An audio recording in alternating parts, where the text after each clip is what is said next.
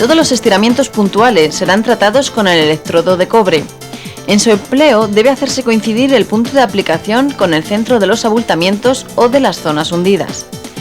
El rápido enfriamiento de la chapa, empleando para ello una gamuza empapada en agua, provocará la retracción del material, restableciéndose el espesor original de la zona.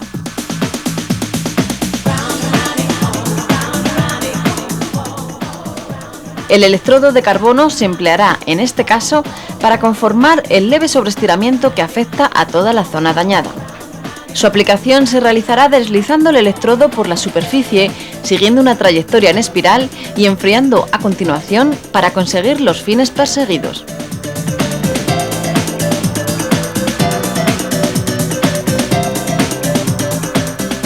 Una vez concluido el tratamiento térmico, se llevará a cabo un aplanado de la zona con lima de repasar. Gracias a ello se eliminarán las tensiones creadas por las sucesivas dilataciones y contracciones que se han provocado en el material. Este es el aspecto superficial de la reparación después del empleo de los electrodos. En ella pueden apreciarse las marcas producidas por los mismos. Un simple lijado de la zona, empleando los medios abrasivos más adecuados, permitirá eliminar la mayor parte de dichas marcas.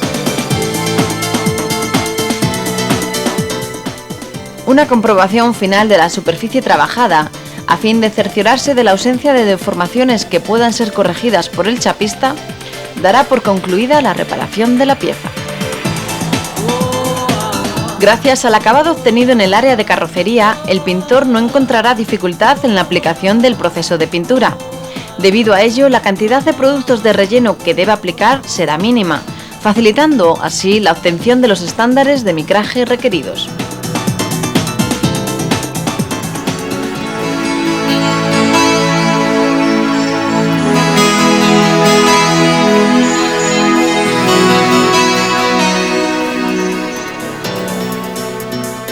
La siguiente reparación se llevará a cabo en un estribo bajo puerta. Esta pieza está construida con acero convencional de 0,8 milímetros de espesor. El daño que presenta es un hundimiento en su parte central, en el que se ha perdido la mayor parte de la línea de la pieza.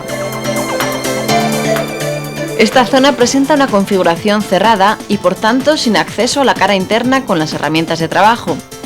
Por ello, para su corrección se va a emplear principalmente un martillo de inercia, con el cual será posible realizar la conformación por la parte externa del daño.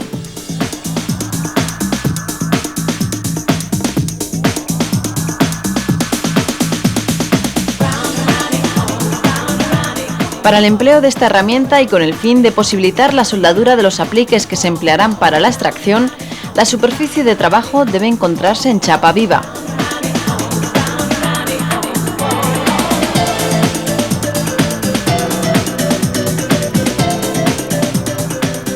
Asimismo, es necesario eliminar la pintura en un punto cercano al daño, en el cual se colocará la zapata de masa.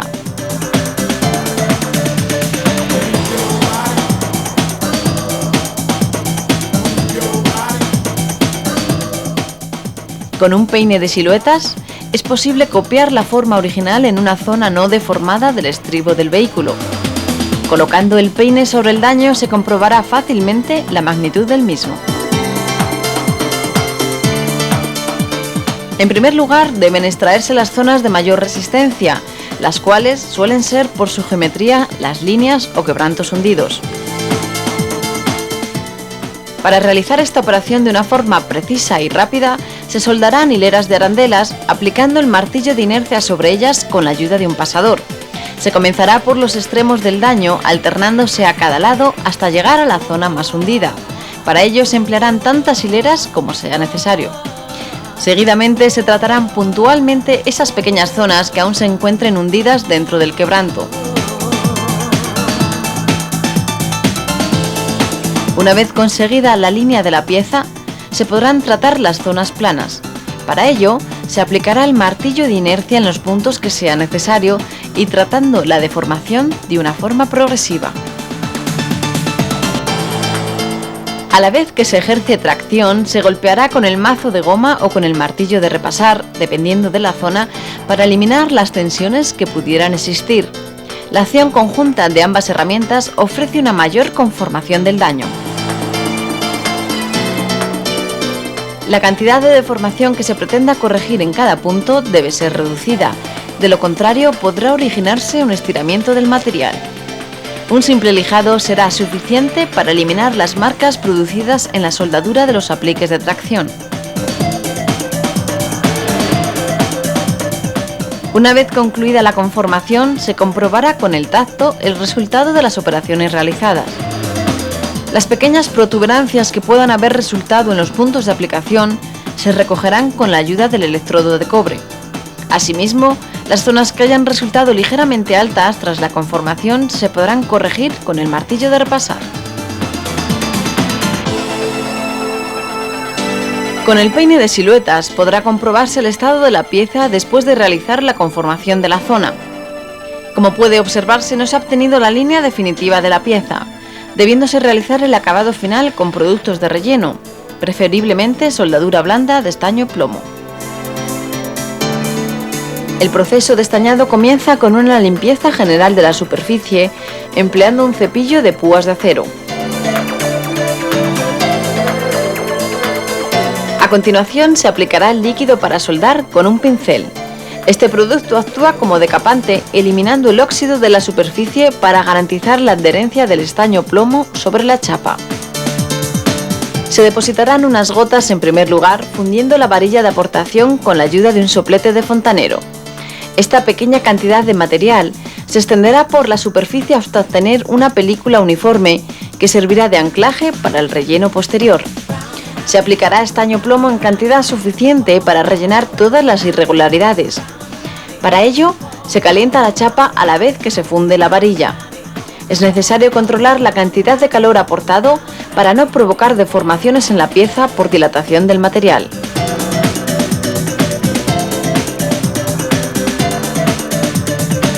Con una espátula de madera impregnada en parafina, se modela el producto en estado pastoso.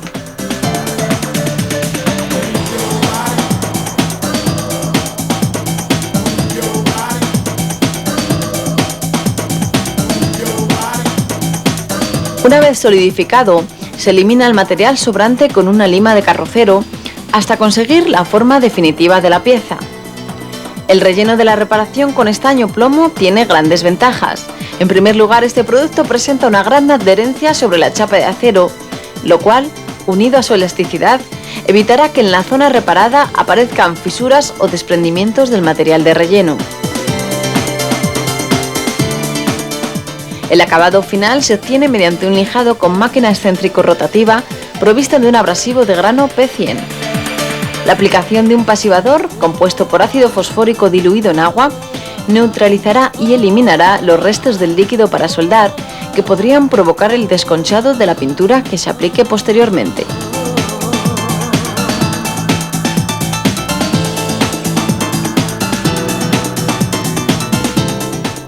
Gracias a ello, la durabilidad de la reparación quedará asegurada, ofreciendo la calidad idónea en estas intervenciones.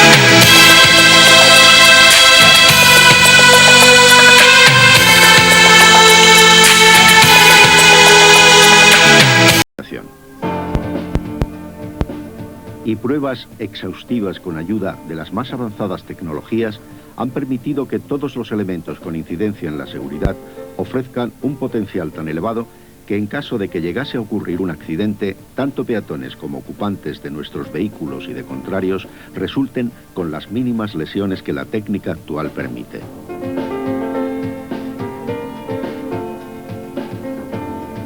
En numerosas pruebas de choque, todos nuestros vehículos han de mostrar su seguridad en el llamado curso de deceleración, con el objeto de optimar la seguridad de los pasajeros en caso de colisión. Como demuestran estas imágenes, SEAT no se limita al cumplimiento de las exigencias legales, sino que se ha impuesto a sí misma metas muy superiores, con pruebas que no están contempladas en la legislación. Pruebas de offset en las que un automóvil en posición asimétrica de un 50% es lanzado a 55 km/h contra un muro, y con las que se reproduce lo que realmente ocurre en un accidente de coches circulando en dirección opuesta. O pruebas de colisiones de costado en donde es lanzada una barrera de choque a una velocidad de 54 km/h contra el vehículo parado.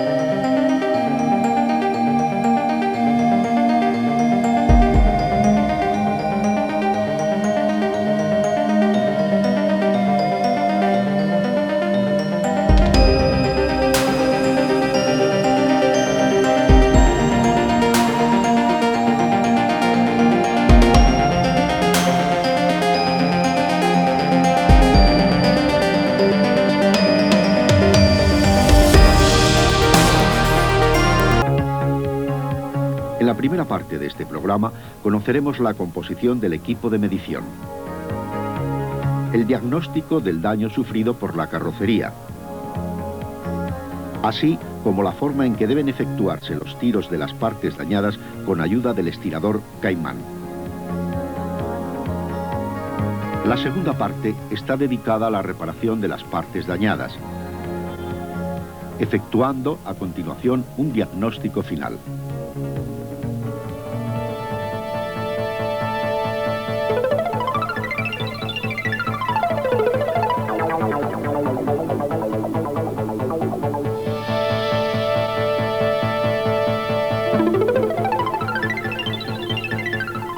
Conozcamos la composición del equipo de medición.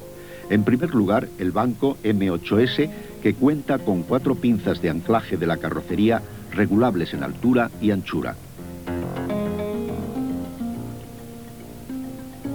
El Metro 2000, un cuadro de perfil de aluminio ligero e indeformable, donde se incorporan 8 semirraíles de gran movilidad que proporcionan un valor real de lectura de las cotas a medir. Un expositor de galgas, prolongaciones y terminales a utilizar en cada caso y según modelo. Una ficha de construcción del modelo donde nos indican las cotas de origen, así como los puntos que debemos controlar. Y opcionalmente contamos con un equipo para el control, MacPherson, con mecánica montada. Conocidos los elementos que componen el equipo de medición y antes de realizar la diagnosis de los daños sufridos por la carrocería, analicemos los mismos. Como se puede ver, ha recibido un fuerte impacto en la zona delantera, habiendo afectado al pasarruedas y al larguero anterior derecho. La parte posterior también ha sido seriamente dañada, apreciándose deformaciones en el portón, chapa de cierre, piso del maletero y aleta izquierda. Esto último, tal como podemos ver, ha motivado una variación en la holgura existente entre puerta y aleta.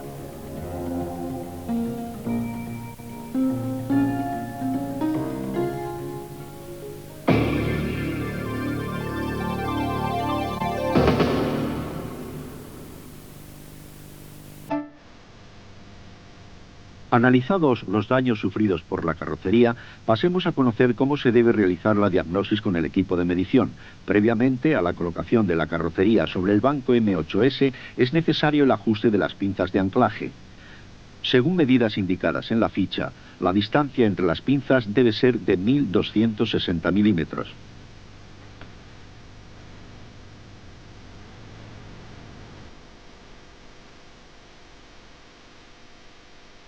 la altura de 250 milímetros.